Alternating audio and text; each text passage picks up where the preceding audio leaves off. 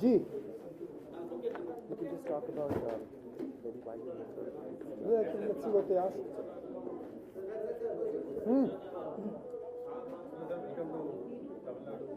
Thank you very much. Is there any message from Jammu Kashmir, particularly in the perspective of women?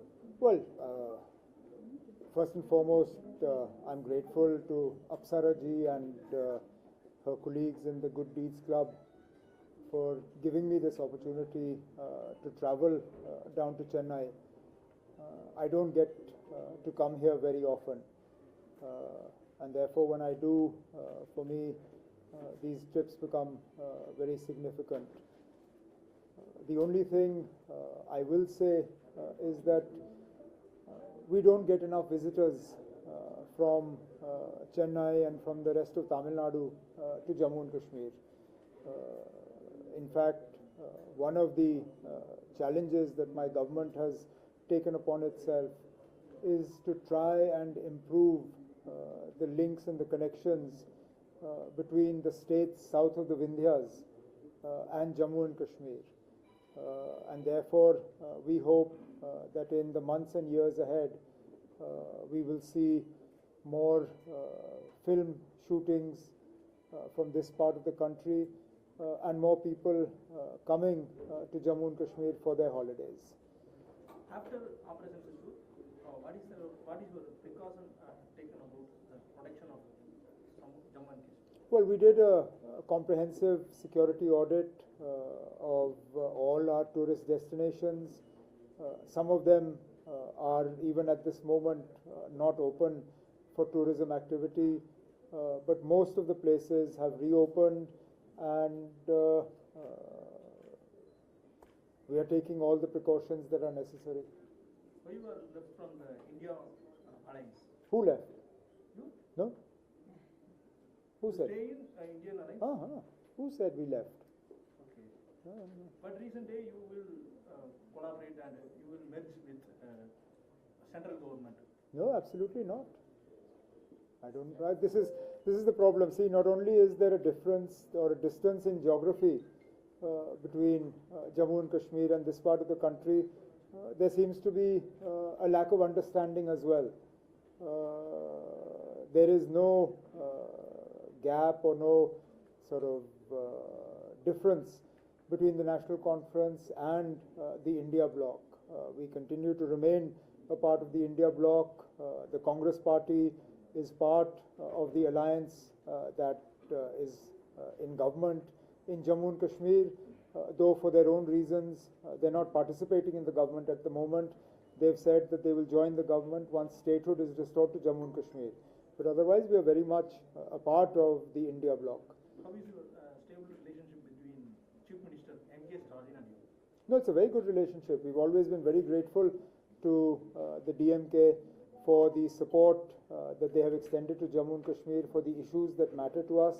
In fact, I was looking forward to meeting the Honorable Chief Minister on my visit to Chennai this time, but I understand he's not going to be in town. So that meeting this time wasn't possible. Hopefully, at a future visit of mine, we'll be able to catch up. Could you comment about PM Modi is going to Manipur today after 2023 violence happened? Why you see this? Well, I think it's a good thing. There's been a lot of commentary about the fact that Prime Minister Modi has avoided traveling to that part of the country, and particularly after the violence that broke out in 2023. So as we say in Hindi, Der aaye durust aaye, better late than never. It's a good thing he's visiting. We hope that peace and calm is restored, and the differences between the two tribal communities, those are reduced to the point where people are able to live lives normally. Okay? Sir, also, what do you think about the India versus Pakistan match? Because BCCI is aggrieved. However, political parties now saying it's not right for India to play against Pakistan following, especially the Pahalgam attack. But I think our problem has always been with bilateral cricket matches. I don't think we've ever had a problem with multilateral, part of large tournaments. If I understand correctly, this game is part of a tournament. It's not part of a bilateral series between the two countries. If this is a start and things can move in a positive trajectory from there, nothing like it. More often, very often, sport becomes a victim to politics. And nowhere is this more true than with cricket and the subcontinent. But you can't wish away what happens. My part of the country has been the direct victim of this. More than 30-35 years of trouble, and this year we all saw what happened in Pahalgam. These are real concerns that we have, and you can't wish them away. One more question. So on the statehood of Kashmir with the monsoon parliament sessions coming up, you also raised your voice against the MLA being detained. Well, they're two separate but in some ways related issues. Law and order, policing, these are not part of the elected government's responsibilities. And that, I think, is unfortunate. Jammu and Kashmir has been promised full statehood by the Prime Minister, by the Home Minister, by representatives of the Government of India when this matter was being argued in front of the Supreme Court. So there is no reason why this promise shouldn't be kept. Again, this is something that should have already happened. I fail to understand why it hasn't been done, but we continue to push. We believe that this promise must be kept and the elected government must be empowered the way the people want it to be. Linked to this is obviously the decision to arrest an honorable MLA.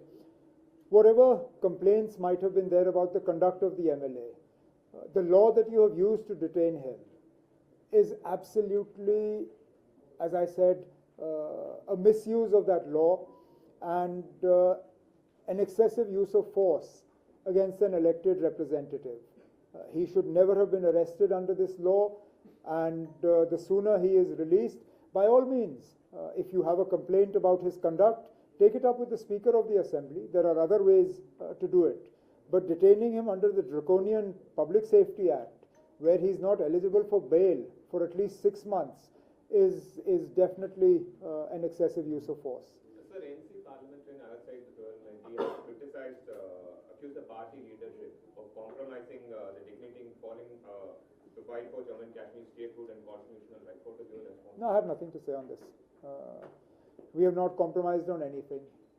From the day this government of mine was elected, we have stood steadfast in our belief that statehood must be restored, and we were the ones who passed a resolution in the Assembly asking for the special status of Jammu and Kashmir to be restored. We are the last people who will compromise on a mandate that has been given to us by the people. So your take on vote theft, especially with the special intensive report being implemented. Sorry, what? Your take on vote theft, vote chori, which India aligns against, especially with the Election Commission of India saying that by October, the upcoming 5 state elections, Well, obviously there are concerns with regard to this special dispensation that was created for Bihar, and how useful it will be for the ruling alliance, I think will be shown when the results come out.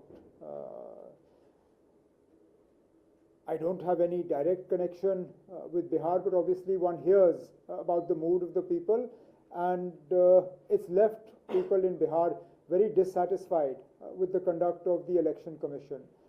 I'm not sure the Election Commission wants to do something in the rest of the country that will add to the questions over its credibility.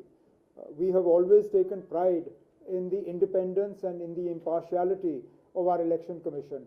I think our Election Commission needs to hold true to those ideals. It wasn't without reason that T.N. Seshan was a much admired person across the country because he ensured the independence and the impartiality of the Election Commission. I think those are the days we need to go back to. Okay, that's it. Thanks. Sir.